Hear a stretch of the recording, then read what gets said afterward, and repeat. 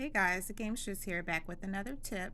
Did you guys know that the very region will help you get rid of only specific items that you want to remove from the image that Midjourney creates? Sometimes it pops in some extra legs, you never know, extra finger. In this case, it's an extra football.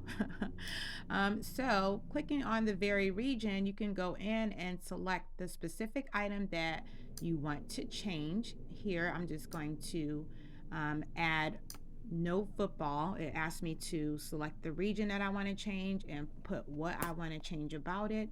I'm going to go in and tell the AI tool that I want no football. And it's going to keep my original prompt in there. Remember to be very detailed on what image you want to create and what you want it to look like. And as you can see, I put the no football in there. And let's see what happens.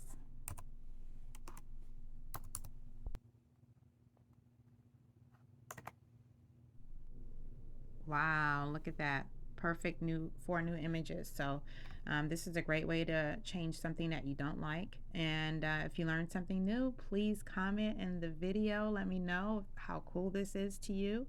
Like and share the video. Thank you guys so much for watching, and let me know what you think.